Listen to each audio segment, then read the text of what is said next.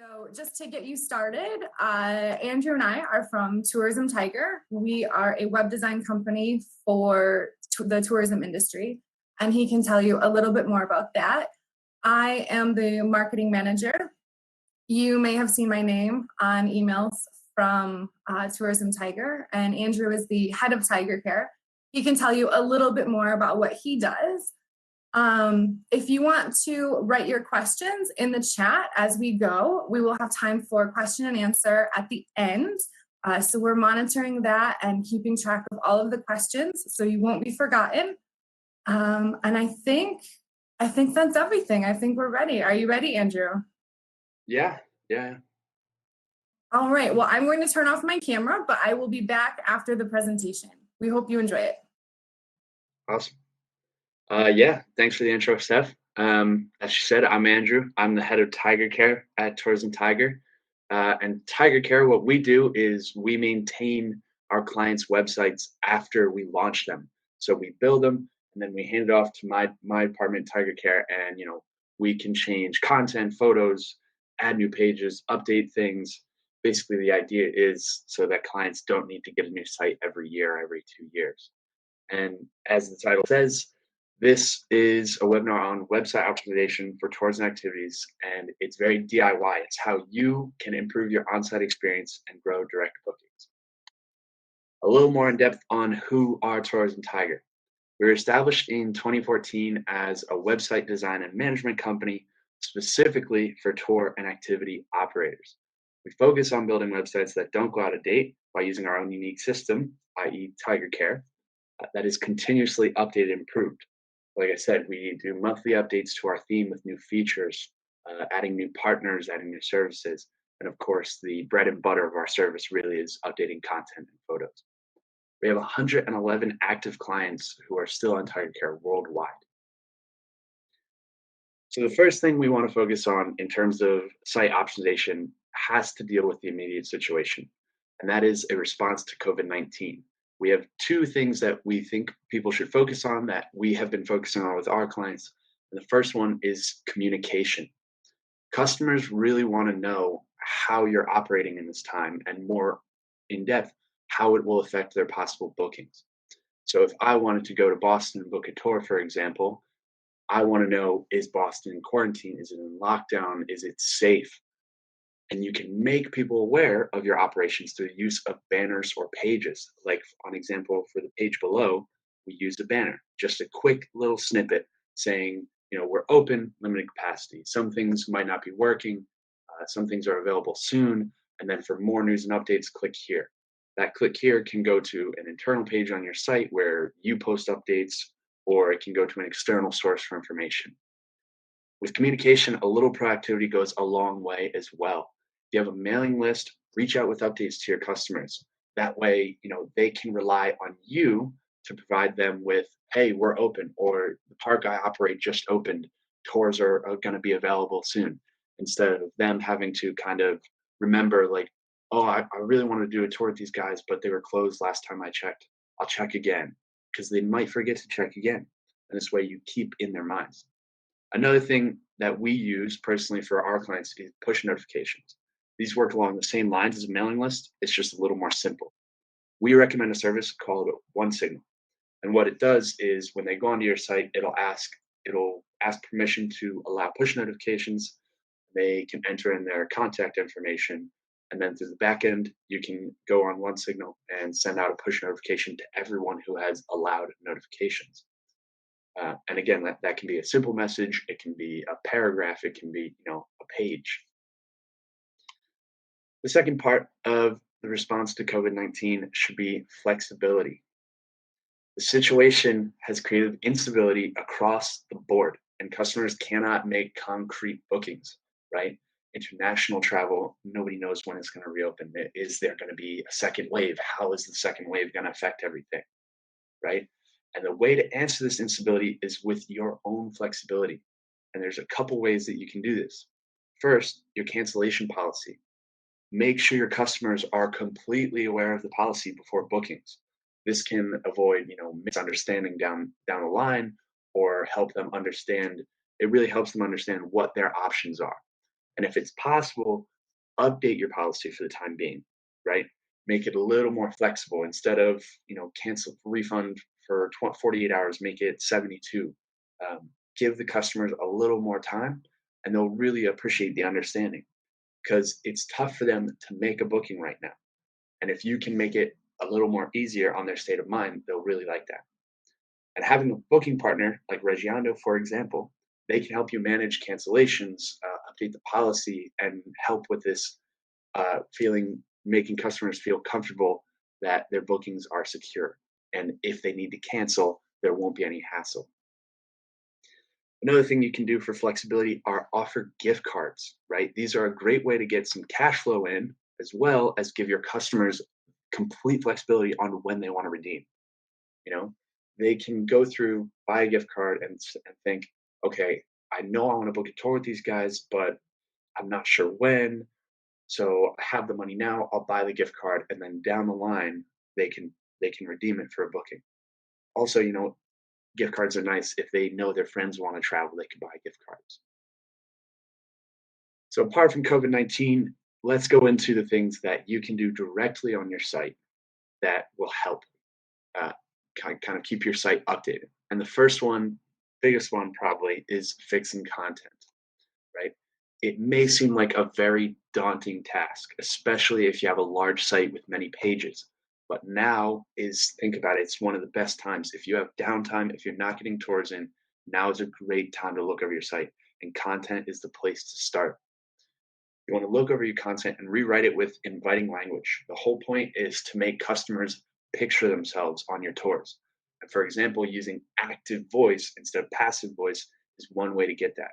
So instead of saying, "This is an awesome tour," you can use the active voice and say, "Join us on an awesome tour. We go here, we learn this, we experience that." It comes across much better, and it helps readers complete imagery in their head of what your tour is going to be like. Another thing you can look at while fixing your content is making sure you're using keywords effectively.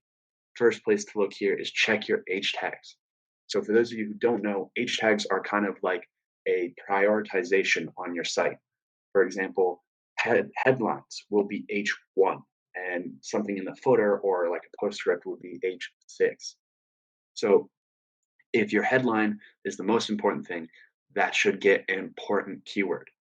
And then when you're going through content, which will likely be, H3, H4, because the subheadline will be H2, or maybe your site highlights, your highlights of your tour will be H2, for example. But make sure when you're going through content, your keywords are not crammed, right? Google is very advanced. Their algorithm is not going to look at your site and count the keywords. It's going to read your site and check that the keywords are woven in naturally with relevant, and informative content. The goal of your content, like I just said, should be to drive relevant traffic. So here is a key distinction: information traffic and booking traffic. So let's go back to Boston, for example. I want to go to Boston. I have money. I bought a flight ticket. I'm there for 2 weeks, but I have no idea. Let's say I've never been to Boston before. First thing I'm going to look up, top 10 things to do in Boston, or best places to eat in Boston, or what should I do in Boston. That's information phase. And while that's good for something like a blog, right? Especially I'll touch on blogs later, but if you're writing about your local area, you want to write about that information phase, right? That's one way to drive people to your site. But to get people to convert, you're looking for booking traffic. So I've looked into Boston. I know what I want to do. I want to do one of the duck boat tours through the harbor. I would go online, go on Google or whatever search engine, most likely Google, and I would type in Boston duck boat tours, right? And if I land on a site and I land on a tour page that's for Boston duck boat tours, that's relevant, right?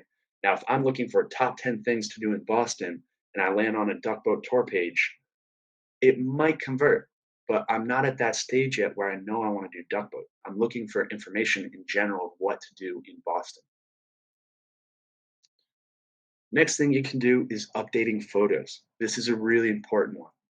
Photos are a window to the experience that you can deliver to customers. So if your content doesn't create that imagery, photos are there for a backup.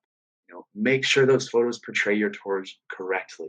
If you go to a beautiful vista Or if you, for example, if you do a rafting tour and everyone's having so much fun on the rapids, like smiling, laughing, splashing each other, whatever, that's the stuff that you want to put photos up for, because people are going to see that and it helps them picture themselves in that situation.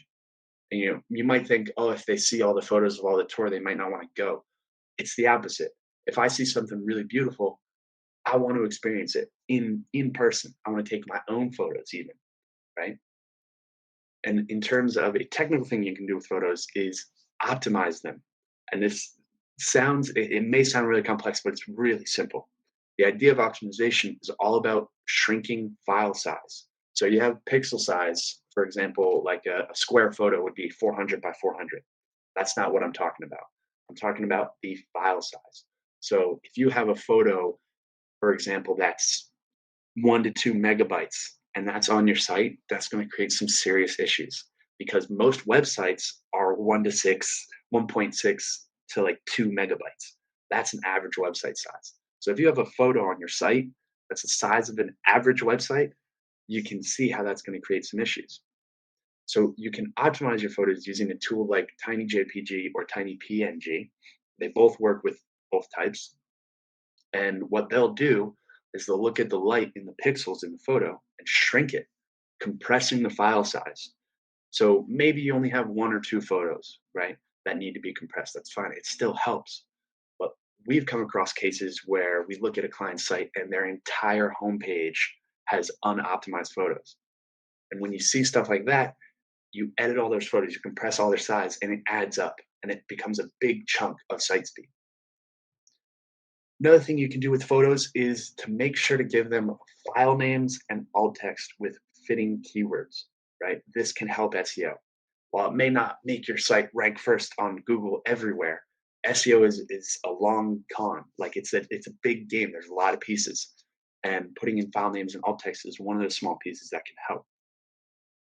With the file names, there are some programs where you can use to change the file name while the photo's on the site, but those can be really complex.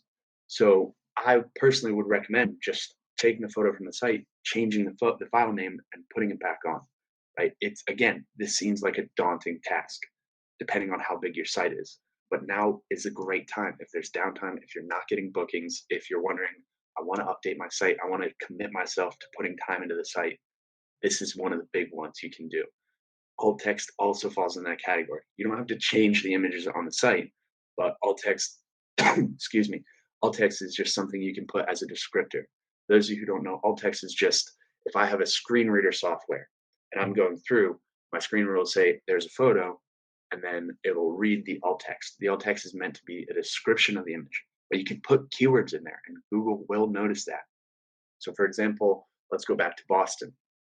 Let's say I want to do a Faneuil. I have a tour page on Faneuil Hall, and I have a picture of either the middle where they do the music and everyone sits to eat, or some of the restaurants. Right?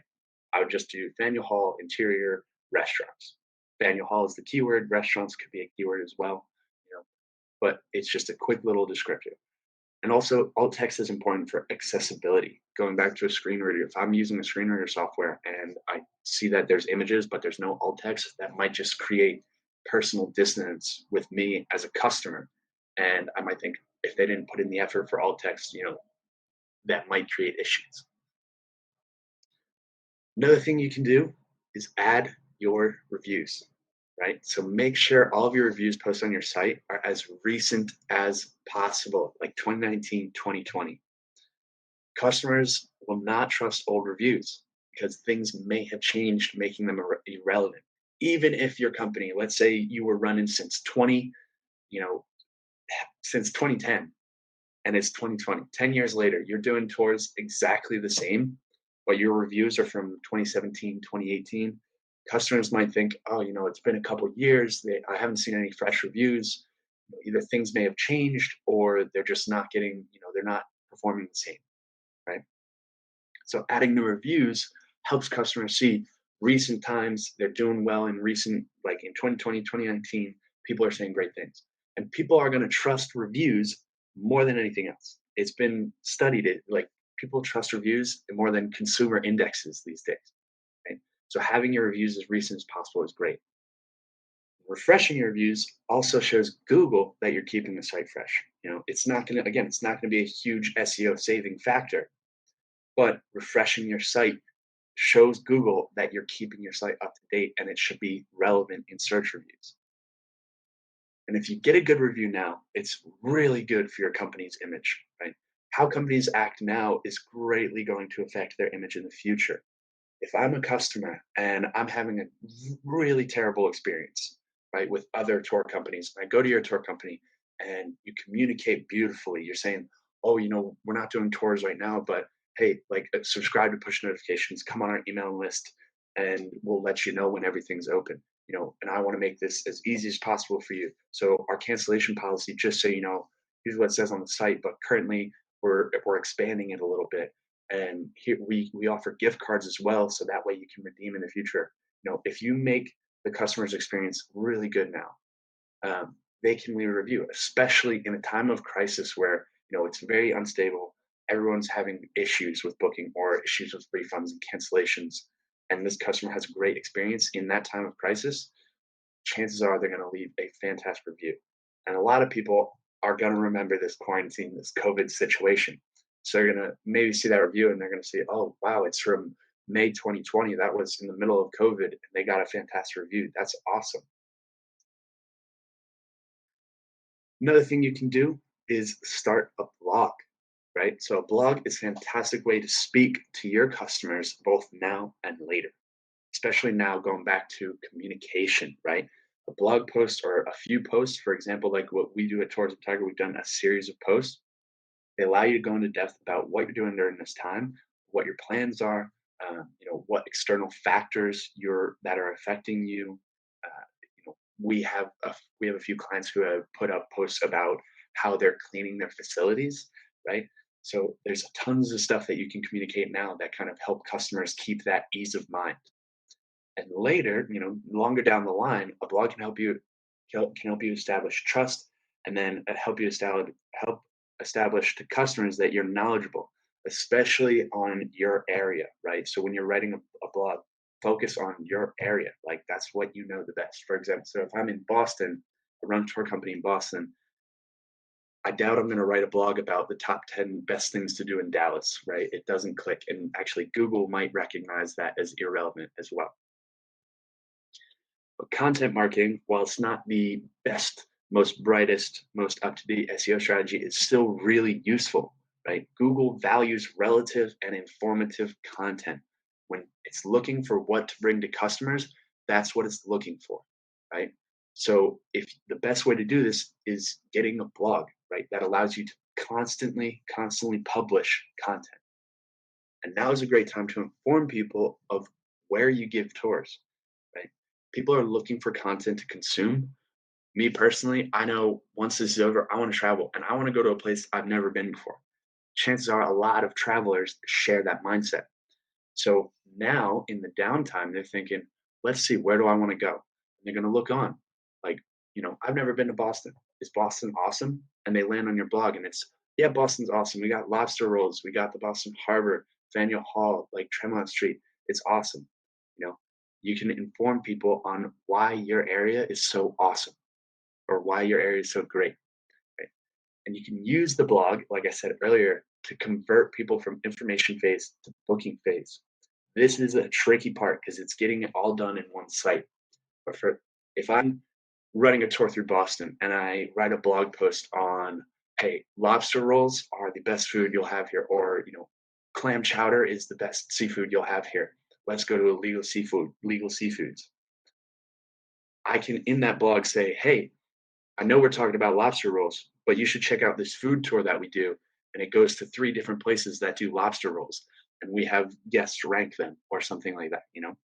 However, getting your tours tied into the blog is a good way to switch from information to booking, especially if you've been blogging for a while and the customer reads continuously. And that goes back into the trust and the knowledge aspect of it. In terms of gaining your customers' trust, the best way to do this is just be authentic in your writing, right? And use your company's voice to connect with customers. A lot of the time, your company's voice will be unique as well. And that's what will bring people back, that unique factor that makes your blog different from everyone else's blog. We've seen through our clients, we've seen guest blogs versus blogs written by the tour operators. And they really show, this is an awesome area. Went on a tour with some guests today, and we saw this, this isn't a common thing you see on the tour, but we saw this. And it's your voice rather than a guest post. And people can over time, it's a small thing, but it adds up and it can really make the difference. And the last thing we have on our list is adding your partners, right? So the best way to weather this storm is by working together. For the most part, we're all small businesses, and a lot of our local partners are small businesses as well. So if you work with other small businesses, again, essential that it's local or especially local, emphasis on local. Make sure the people who visit your site are aware that you're working with local partners, like that you're not a lone wolf in a crisis. They may know your partner, but not you. Let's go back to Boston with the food tour. Let's say I know Legal Seafoods, but I've never known your tour company. And I go on your tour and I see that you're a partner with Legal Seafoods.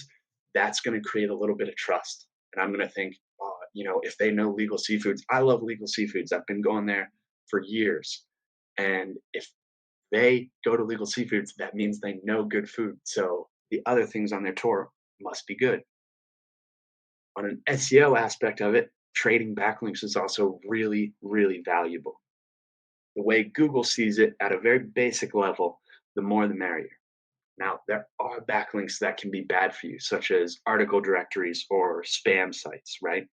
But if you're trading backlinks with a local partner who has a valid site, which again, that's most likely going to be possible, uh, you're going to get some value from those backlinks. And this is also a really good chance to make new friends, right? Adding new partners can help build your business and also expand your opportunities. It's easy to go back to the food tour example. Let's say there's a fourth lobster roll restaurant that opens in town, and I think might as well add one to the tour. Yeah, I can deliver more of an experience to customers, make a new partner along the way, right?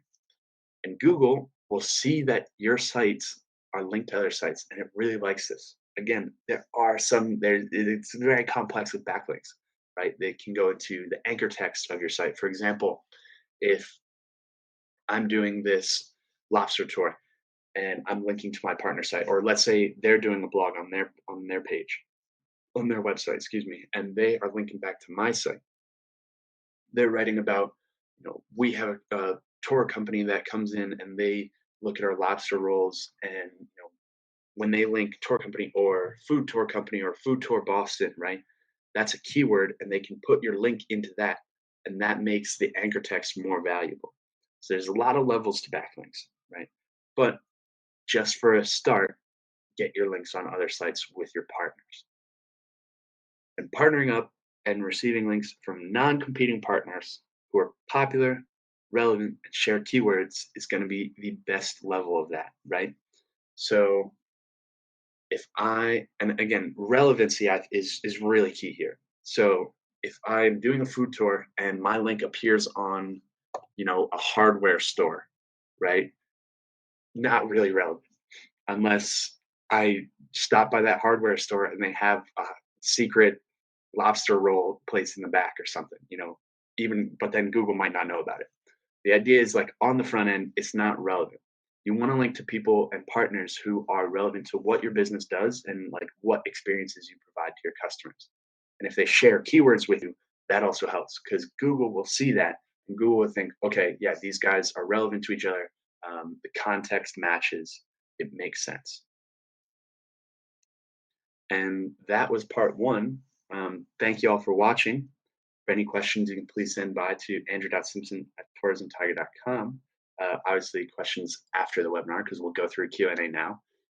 And then a little sneak peek on part two. What we'll be doing next week is we'll be taking a little bit more of a look into Google Analytics and Google Search Console. It's going to be a little more technical and a little more in depth and a little more difficult.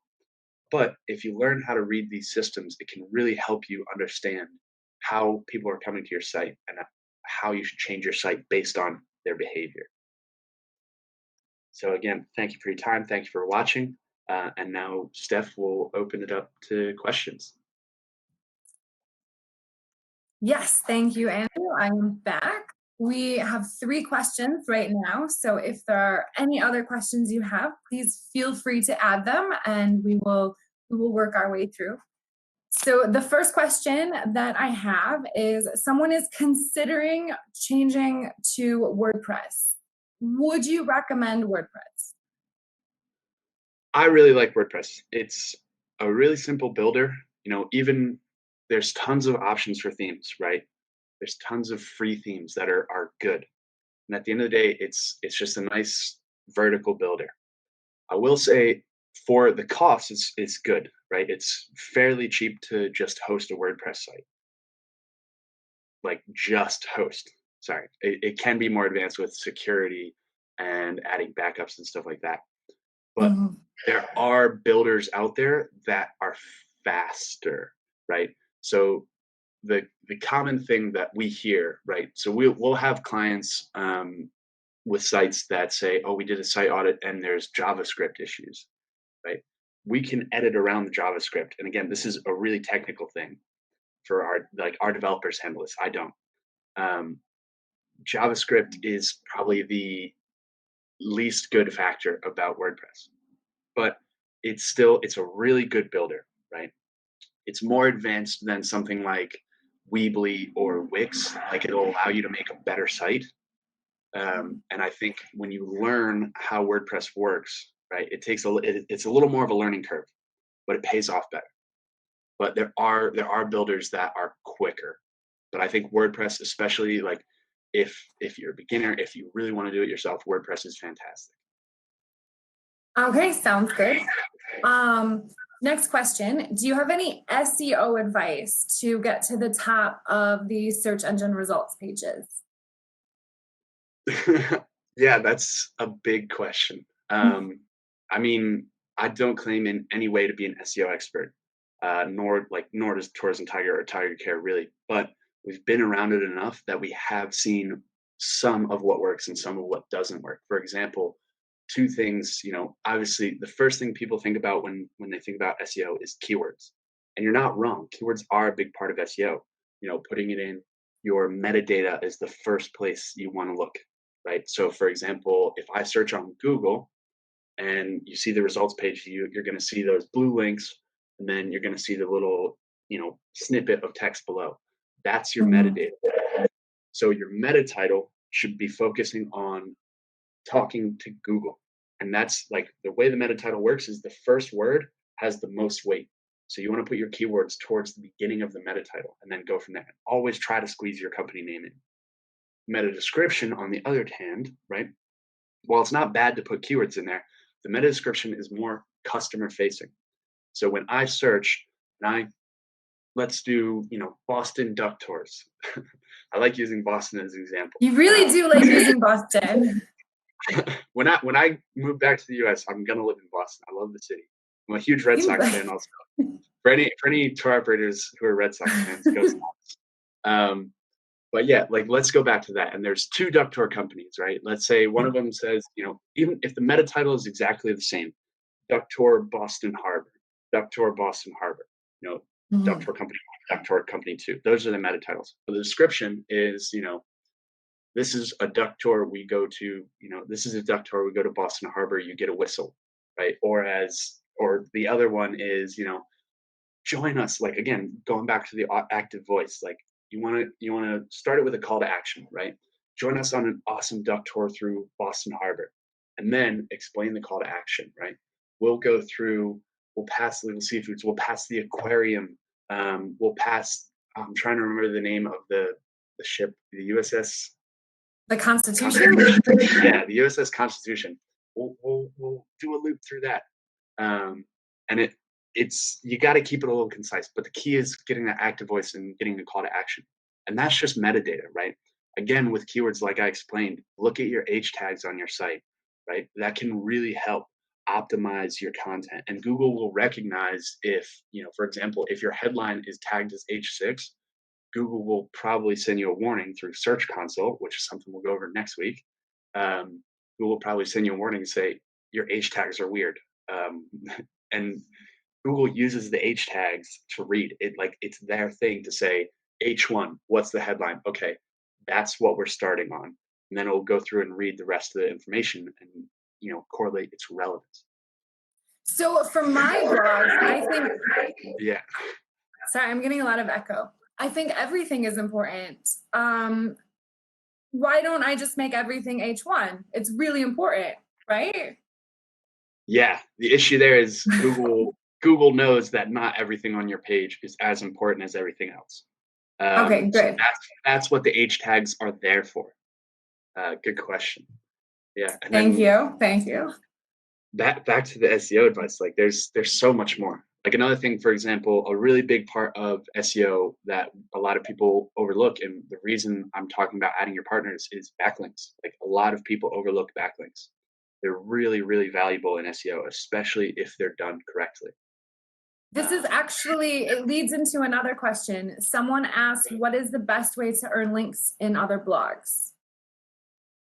so in other blogs, right? Again, one, make sure those blogs are relevant to your company, right? So like I mentioned, if I'm doing a hardware store blog on tools or whatever, and I randomly link to our company, right? Even if they're your best friend and it's awesome, Google's not going to see that. Google's going to see why is a hardware company linking to a tour company.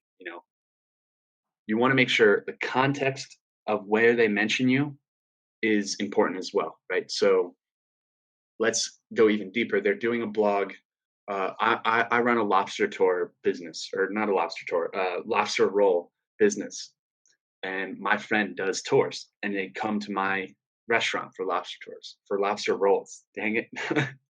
And I'm going through my blog and I'm writing about their tour company, right? The paragraph Mhm. surrounding it is also important. So if I'm writing, lobster rolls, butter, versus mayonnaise versus toasted bun versus untoasted bun, and then randomly put a tour company in there, it's Google will still give you value for the link, but it'll give you more value. Like Google will recognize it as more relevant, right? And it'll give more strength to the link. If you're saying, you know, if the whole blog, let's even go further, the whole blog is on tours in Boston area, right? I have a friend who does tours in the Boston area. Tours are awesome. You get to learn the city really quick. For example, I have a friend who does food tours, and he'll take you to 4 different lobster roll restaurants, one of them being mine. And you can see, and you link to their tour company in there. And you can see which lobster roll is the best. Hopefully it's mine, something like that, right? It's about context. And then for getting it into other people's blogs, it's really just a connection thing. Like reach out, you know, at the worst, they say, "No, we're not gonna put your link in our blog," right? Mhm. I get probably 5 to 7 of these emails every day of people asking, hey, can I put my link? Hey, can you put it in this existing blog post? Hey, can I write for you? Hey, I need a link to your. So it's incredibly common to just ask. But again, I often say no to people. For example, just this week, I said no to a poker company because, as you were saying, it's not relevant. It's not relevant to It's not relevant to my audience. It's not relevant to his audience. It's just a way to get a link, and it's not really providing value to either of us.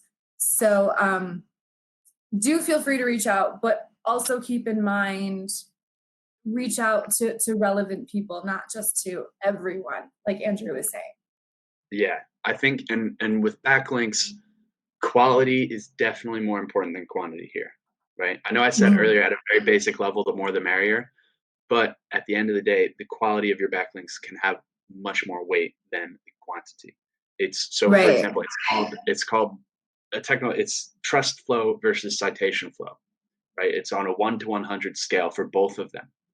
And if your trust flow is 5, but your citation flow is like 70, it means you're getting a lot of links, but they're not from good sources, right? Mhm.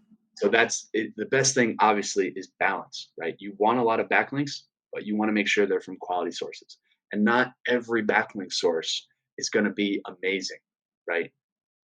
But your local partners, while they may have smaller sites and they're not ranking amazingly, like they're not on the first page of Google for everything, right? Google will still recognize them as relevant, and they're delivering relevant content, and they're connected to you, and you can deliver relevant content. And it creates webs. It's like a social network, right? And it values each connection. It says, oh, this connection's worth 12, this connection's worth 34, right? But at the end of the day, both connections are good, right? But the Mhm. 34 connection is better. Okay, I have probably an easier one for you. Are photos taken with cell phones good enough for websites? Oof. I mean, Maybe not an easier one. you gotta have a camera on the site. I mean, on your like a good camera on your phone. Like I will say, I think iPhones, if and sorry, not basic camera. Like if you can edit them and add a little bit of flair with like, I know iPhones, for example, have like lens attachments, then Mhm. then you may be able to get away with it, especially because like I know iPhones are known for having good cameras, right? But I will say at the end of the day, if you get a nice, like a professional, and you don't need to spend like I'm not saying you need to spend $8,000 on a camera, right? For example, like I have a pretty simple photography camera that was like 400 bucks, and that's it's just a good thing because you can adjust all the settings. Like if you're gonna do photo, like learn how to adjust the manual settings, and you can make the photos quality however you want, right? Black and white, make it a little more brighter, zoom in, zoom out, right? It's a Mhm. camera that's going to allow you more flexibility than a phone. And also at the end of the day, like a professional camera just takes better photos. Like it'll take a better photo than a phone every time, right? So yeah, Okay. I would recommend using a camera. Okay.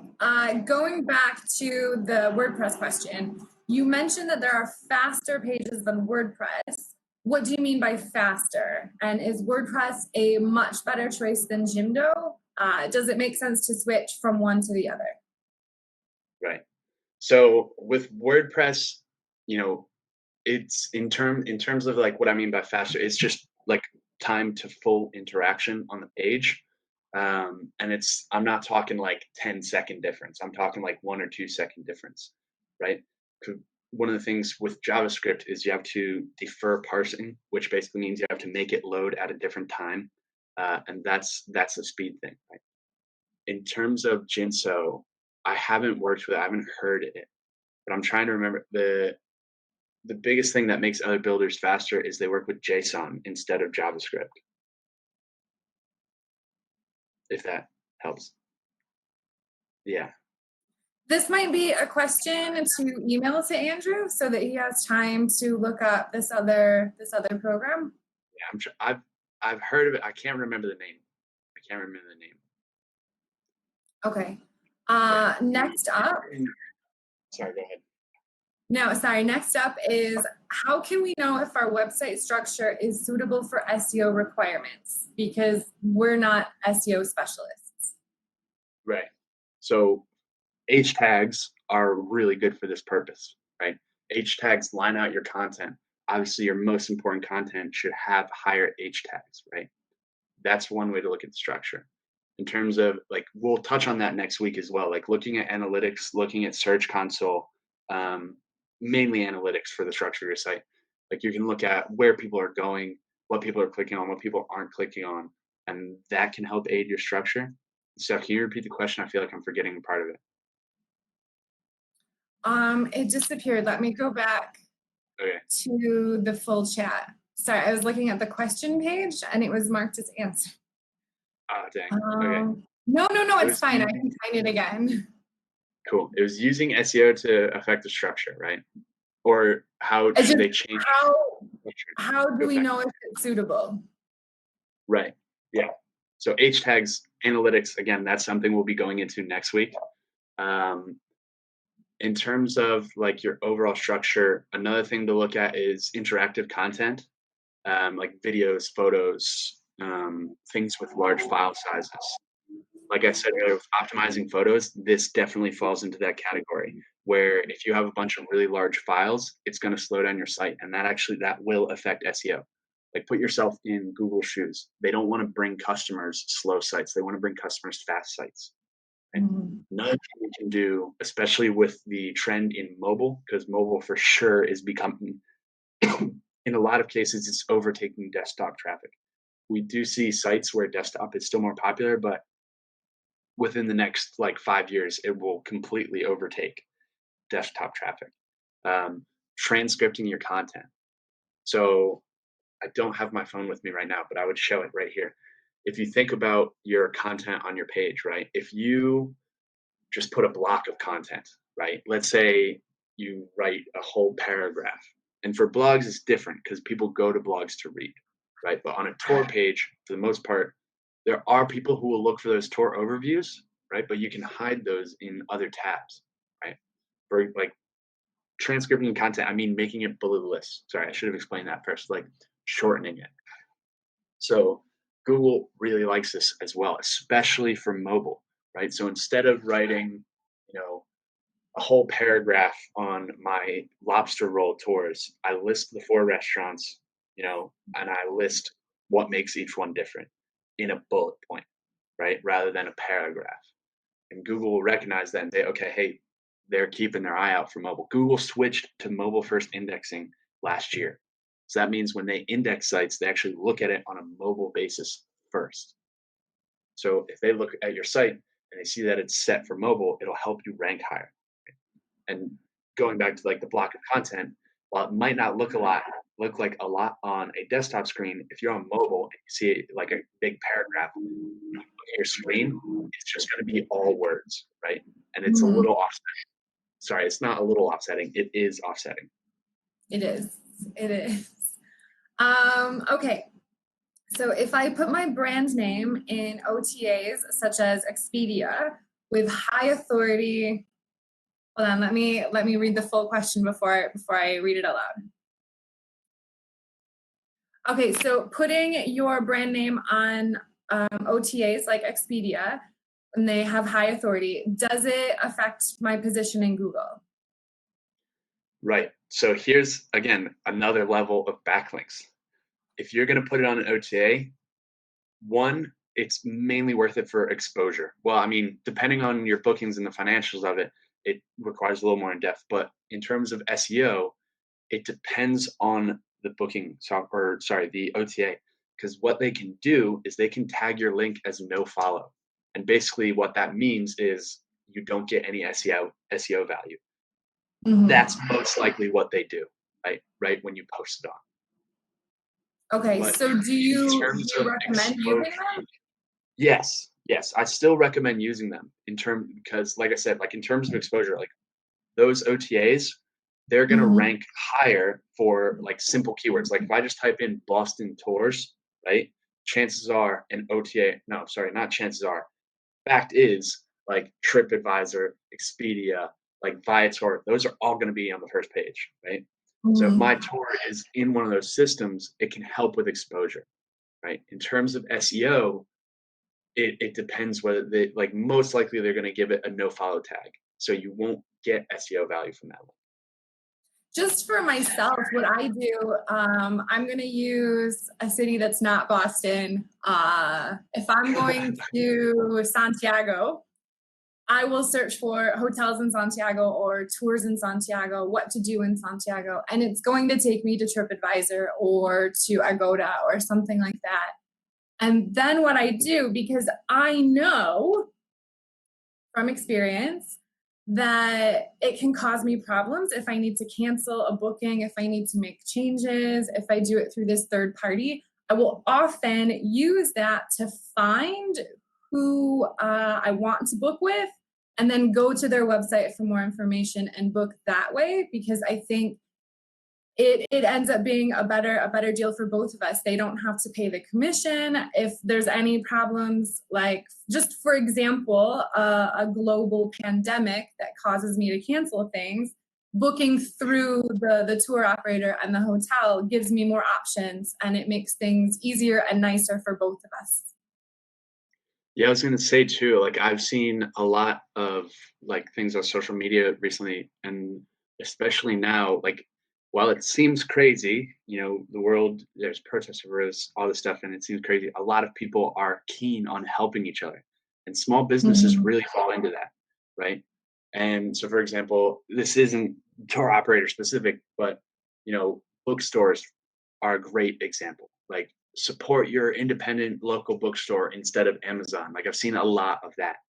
And that same thing can happen with tours where people like Stephanie, they think, yeah, TripAdvisor is big, but I'll book directly through the client. It helps them more, it gets rid of the commission. It's not only it helps them, it's also very selfish. It helps me. If anything goes wrong, Yeah. I can talk directly to them. I don't have to worry about this third party mess trying to get my money back. If there's extra fees involved in booking through Expedia, then I have to pay those fees, and I wouldn't have to through the website. So I think it's also very selfish of me. It's not my being a good person. So quickly, can we just go over what an OTA is? Yeah. I'm trying to think of what's the O. Isn't it just online? Yeah, sorry. Online tour aggregator, online tour agency. Online tour agency. I'm trying to remember the exact acronym. It slips my mind all the time. But yeah, Me OTAs too. are, what was that? And me too. Yeah, I believe OTA. it's online tour agency. Um, but basically, what they do is aggregate a bunch of tours from a bunch of companies, and they do hotels. Some of them do flights as well. Like some of them just try to encompass everything in one package. Uh, and this, like TripAdvisor, Expedia, Viator, those are all the best examples, right?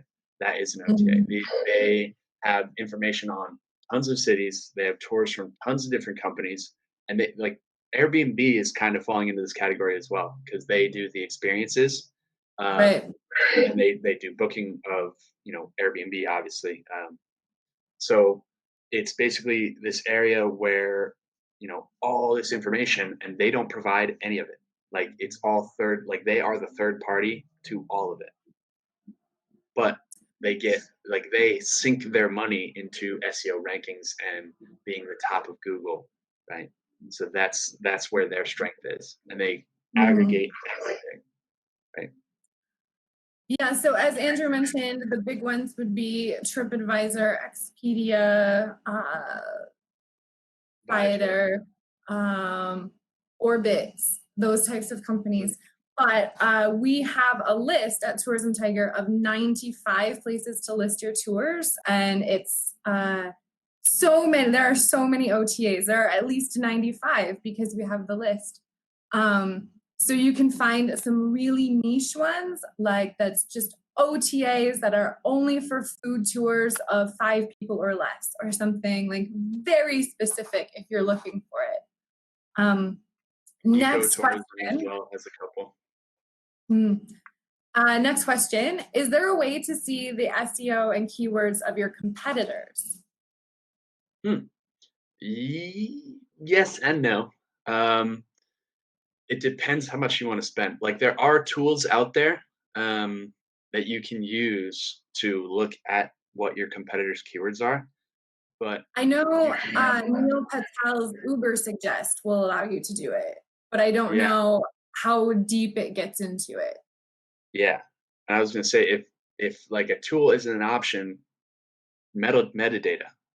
There's a really good chance that their metadata holds most of their keywords, right? If they're Mhm. doing it right. So the way to do this is if you type in site colon and then type in whatever web page or like link to whatever web page, it'll give you the metadata for that page in the Google search results because it's narrowing it down. When you do the site colon, it's narrowing the search to a website, and then you paste the website page, and Google knows exactly what to look at. That will help you look at their metadata. That's one way to go about it. Another thing is you can check their headlines. Like I've been saying, if they're doing it right, chances are their headlines have keywords. Or kind of like if they do, for example, like on our tour pages, we'll do tour highlights. Those likely most of the time have keywords as well.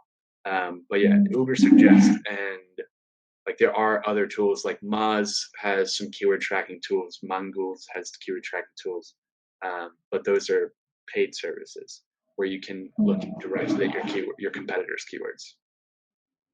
Okay, so talking about a blog now. This is actually something that comes up a lot with Tourism Tiger clients. So someone is interested in starting a blog on her site. She speaks Spanish. Her native language is Spanish. Her company is in a Spanish-speaking country, but she wants English-speaking tourists. Should she do a blog in both languages, in Spanish, in English? Blogging both for sure. One, just because, and especially something we've seen from COVID is we're going to see a lot of local travel after this. But that's not like local travel doesn't exist outside of times like this, right? Local travel does exist, and Google will take SEO into account when looking at different languages. So you may rank really well for your country, okay? But obviously, if you want English speaking tourists, having English blogs should be the higher priority, right? So I won't Mhm. deny getting the Spanish speaking blogs in is great for local, but if your main target market is English speaking tourists, English blogs are the way to go for sure. Mhm. Okay. It looks like our last question is, do we have website developers that people can hire by the hour? Ooh. We don't like us as at Tourism Tiger. Yes.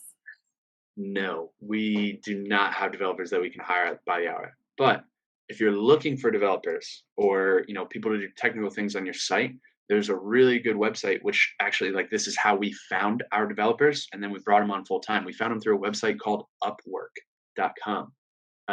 It's just a bunch of people, developers looking for experience or developers who have experience and maybe don't have a steady, solid job or they like working on their own hours. Basically, what you do is you go to Upwork and you can submit a request. You say, "Here's my website. I need help with this. Um, can anyone help?" And they'll respond to you, and you can vet them. Like you don't have to accept the first one, and obviously, like some of them will do a better job than others. So it's a little bit of a process. We actually have an Upwork hiring guide, which if you want, Steph, we can attach that in like a follow up. I think that would be a good idea. I will We make notes. cool. We do our developers. Something we can do is custom API integrations. So this is a very niche thing.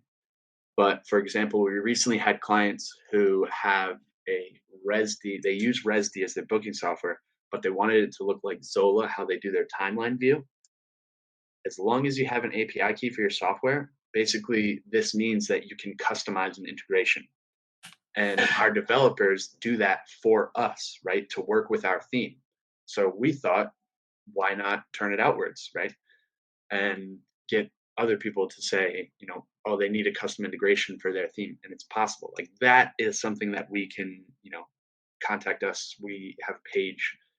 That's something we can do that our developers can do. But in terms of just random anything for developers, we do not hire, or do we? Yeah, they don't work by the hour. So we would say probably not, but maybe. While you were answering Yeah. that, we got a couple new questions come in, so we can just go over those quickly. Going back to H tags, you informed me that we cannot do everything in H1 because everything is not the most important. So what H tag should the body of your text be, or should it be an H tag? Right.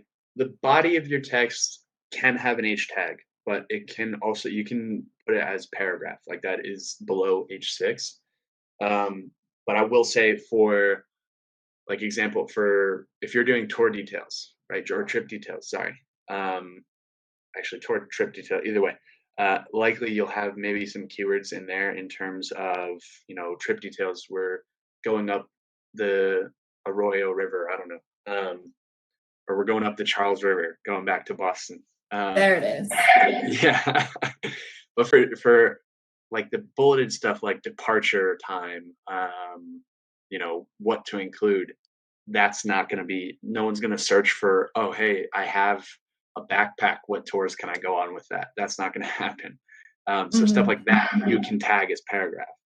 But if you're doing a tour overview where, hey, on this tour, we're going to kayak up the Charles. We will see this, this, this. There's chance for keywords to go in there. So anywhere you can put keywords into the content deserves an H tag because it shows Google that it's more important than other content, right? And most of the time, the content like that is going to be H3 or H4. Again, it depends on headlines and kind of overview or highlights of the tour.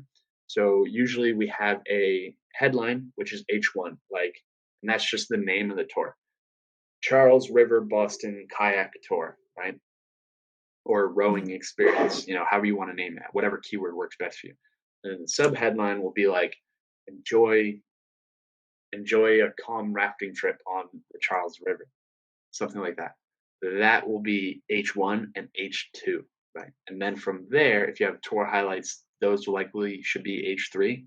And then content, tour overview, I'll call it, because that's what we call it on our sites. Tour overview, where you're, weaving keywords into the content, that would be H4 or H3 if you don't have highlights.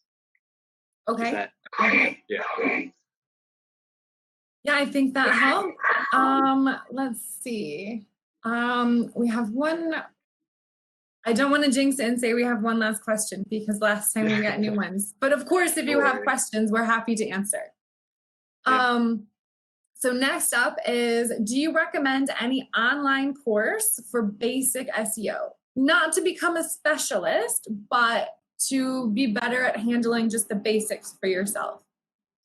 Yeah. I think you had a good shout out earlier. Neil Patel has a good amount of videos.